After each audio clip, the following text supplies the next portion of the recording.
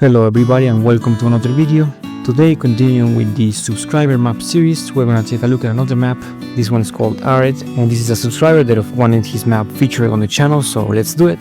Let's also provide him with valuable feedback as to what can be improved with the map, what can be done, etc. And let's obviously take a look. It's always good to get the word out there with your creations. Thank you so very much, my friend. It's his name 3147 for supporting the channel, for being a subscriber. So the first thing that I can tell you is that the map looks way too big. It weighs 2.581 gigabytes. Like, that's crazy. Even Cash, a map like Cash from FM Pwn, I don't think it was that big, honestly. But imagine, 3 gigabytes is the maximum size. So there's something wrong with this map, and I tell you right away, I know what it is. It's an easy fix, and this is a way of also optimizing the map, because we're gonna get it down from 2.5 gigabytes to only 1 gigabyte. So the issue happens that when he was creating his map, he changed the name of the map at some point, the vmap file that you have inside of content. So maybe he called the map Arid first, and then he changed his mind before publishing, and so he renamed it the Arid. So after extracting the map resource to viewer, turns out that he had 3 vmaps, not just 2. One called dw.vmap that seems to be empty, but then you have the same map twice. So the Arid vmap, 216 megabytes, and the final version, I guess, because it's bigger, 249, Arid vmap. So if you change to the game folder instead of content, you will find your compiled versions of the map. So in here, he has more than 1 VPK. So what he needs to do is simply delete the VPK that corresponds to that. So that would shrink the size of the map to around half, 1.2 gigabytes for sure. Now the other thing is, if we take a look at the textures, you see that he used 8K size images. So look at this, it's 1 gigabyte worth of images, just these textures. And we're not talking about 100 different textures, these are just few textures. So each image weighs 25 megabytes. And that is a problem because source 2, the maximum size for a texture is 2K. And in fact, you can see right here on the material editor, when I'm opening these materials, you see right here the size, and you get this warning icon that when you click on it, it says that the image is going to be shrunk, they're going to be compressed to 2K. So I compressed this image, one of these textures, and you see that it went down from 26 megabytes to only 2 megabytes, 1.5 megabytes. So this is another way to optimize the map.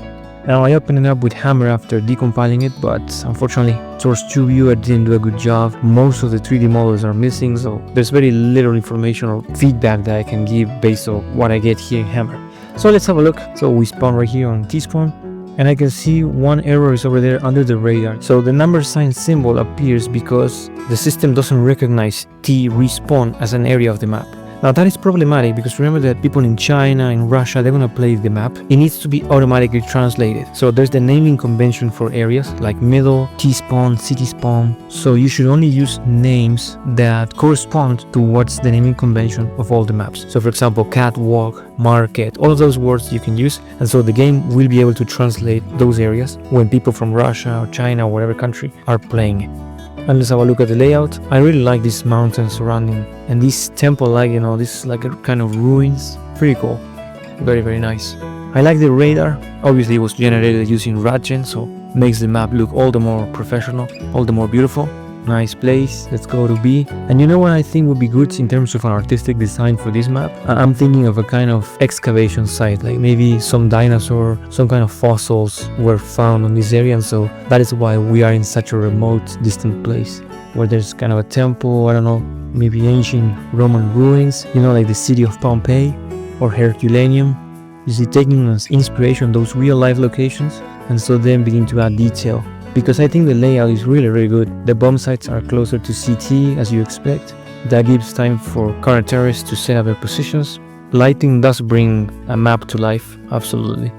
Yeah, very nice. I really like these tunnels, the lighting, nice job.